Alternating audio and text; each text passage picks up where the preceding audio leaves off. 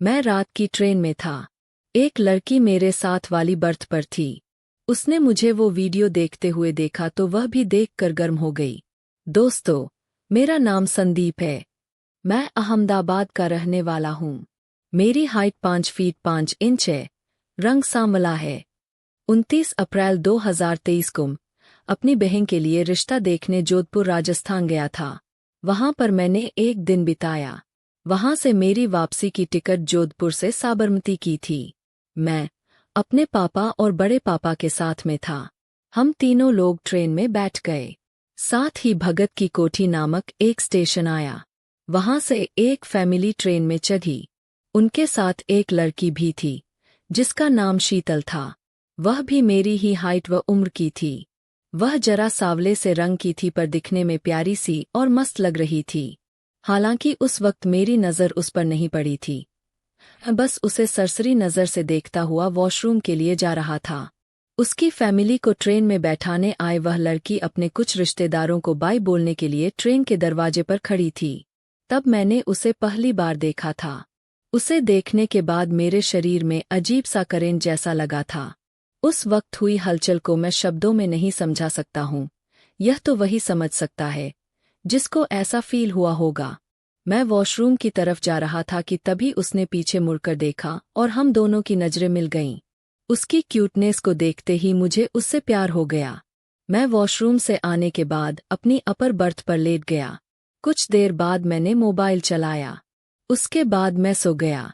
कुछ देर बाद अचानक से मेरी नींद खुली तो मैंने देखा कि बगल में जो लड़की लेटी थी उसकी फैमिली और उसके कुछ रिलेटिव आ गए। उसके ये रिलेटिव बगल वाली बोगी से आए थे और बात कर रहे थे। उनकी बातों की वजह से मेरी नींद टूट गई थी।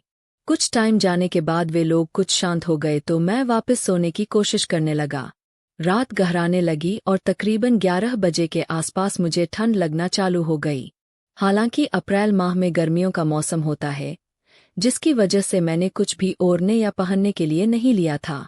मैं राजस्थान पहली बार गया था, इसलिए मुझे वहां के मौसम का कोई अंदाजा नहीं था। हल्की ठंड लगने से मैं उठकर बैठ गया और अपने आसपास देखने लगा। सब लोग सो रहे थे। जो फैमिली नीचे थी वे लोग अभी भी बातें कर रहे थे। मुझे लगा कि बाजू की अपर बर्थ किसी की नहीं होगी, तो मेरे मन में ख्याल आया और मैंने अपना मोबाइल निकाल लिया। मैं वो वीडियो देखने लगा। वीडियो देखने से मेरी नसों में खून गर्म होकर दौड़ने लगा और मुझे ठंड से थोड़ी राहत मिल गई। अब मेरा शरीर गर्म हो रहा था। मुझे पता ही नहीं चला कि कब शीतल ऊपर वाली बाजू की बर्थ पर आकर बैठ गई। हम दोनों के बीच में जाली वाली पर्दा थी, जो सामान्यतः हर ट्रेन में होती है। मैं वीडियो की आवाज़ म्यूट करके उसे देखने में मस्त था। तभी मुझे एहसास हुआ कि बाजू वाली अपर बर्थ पर कोई है। मैंने तिरछी नज़र से देखा तो शीतल भी जाली की उस बाजू अपनी बर्थ पर बैठकर देख रही थी। तब मैं हड़बड़ा गया और मैंने झट से फ़ोन अपनी जेब में रख लिया। मैं सीधा बैठकर इधर उधर देखने लगा पर मुझे कोई नहीं दिखा। दरअसल शीतल भी शर्मा कर अपनी बर्थ पर लेट गई थी। उसका शर्माता हुआ चेहरा आज भी मेरे दिमाग में छपा हुआ है। दोस्तों, उस वक्त तक मुझे उस लड़की का नाम नहीं मालूम था। तभी उसकी माँ ने उसे आवाज़ लगाई, शीतल नीचे आकर कुछ खा लो, फिर सो जाना। इस तरह मुझे उसका नाम मालूम पड़ा था। उसका नाम भी बिल्कुल उसी की तरह बहुत अच्छा था, जो मेरे दिलो दिमाग में बस चुका था। मैं मन ही मन सोच रहा था कि पता नहीं वह मेरे बारे में क्या सोच रही होगी। फिर वह नीचे गई। उधर उसने अपनी फैमिली के साथ कुछ खाया पिया होगा और कुछ देर बात करने के बाद वह वापस ऊपर आकर लेट गई। मैं इस बार मोबाइल में फेसबुक पर रील्स देख रहा था। ट्रेन में चूंकि इंटरनेट बराबर नहीं चलता तो मैंने मोबाइल बंद कर दिया। मुझे उसके आने का एहसास भी हो गया था तो मेरा मन भी उससे बात करने के लिए बेचैन था कि उसे किस तरह से समझा पाऊं कि मैं वो क्यों देख रहा था, पर मेरी हिम्मत नहीं हो रही थी। तभी उसने बीच में लगी जाली के नीचे लकड़ी की दीवार पर अपनी उंगलियों से ठक ठक करना शुरू कर दिया। मैंने उठकर देखा तो वह उस तरफ से इशारों ही इशारों में कुछ बता रही थी, पर मुझे समझ नहीं आ रहा था। अब तक लगभग 12:30 हो चुके थे और उसके साथ वाले भी अपनी बोगी में जा चुके थे। उसकी फैमिली वाले भी सो गए थे। मैंने उसे समझाना चाहा कि मैं किस वजह से देख रहा था तो वह समझ गई क्योंकि उसके साथ भी मेरे जैसी ही प्रॉब्लम थी। उसकी फैमिली वाले भी कुछ ओढ़ने के लिए नहीं लाए थे। तो उसने फुसफुसी आवाज में कहा, वही वाली वीडियो चालू करो पहले। मैंने मना कर दिया।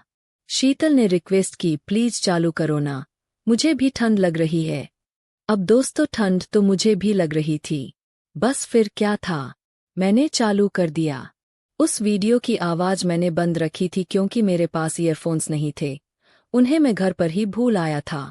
उसने अपने बैग से ईयरफोन निकाल कर दिए। अब हम दोनों एक साथ वो देखने लगे। हमारे बीच में वॉल नहीं होती तो शायद अब तक बहुत कुछ हो जाता।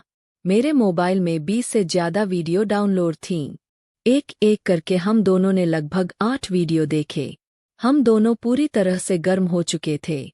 तभी उसने कहा, चलो मेरे साथ। मैं थोड़ा घबरा गया कि वह किधर जाने को बोल रही है। मेरे पूछने पर उसने कहा, वॉशरूम में चलते हैं। हम दोनों अपनी अपनी बर्थ से नीचे उतर आए। उसके रिलेटिव्स वाली बोगी में बहुत कम लोग थे। वह बोगी लगभग खाली थी। यह बात शीतल को पता थी। अब लगभग 1:30 बजे का समय हो गया था। हम दोनों उस बोगी में वॉशरूम के बाहर आ गए। तभी उसने कहा, चलो ठंडी में गर्मी का एहसास करते हैं।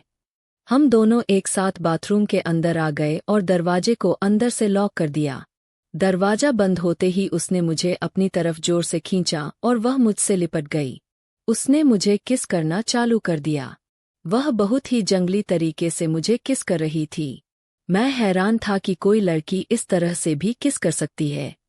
उसने मेरी जींस के ऊपर से ही मेरे उसको रगड़ना चालू कर दिया। अब मेरे से भी रहा नहीं जा रहा था, तो मैंने भी उसे उसी की तरह किस करना चालू कर दिया। उसके संतरे बहुत ही मुलायम थे। मैंने एक हाथ उसकी नीचे डाल दिया और उसको रगड़ना चालू कर दिया। दूसरे हाथ से मैं उसके मुलायम संतरे दबा रहा था। ये सब मेरे लिए पहली बार था जब मैं किसी लड़की के साथ इस तरह से कर रहा था।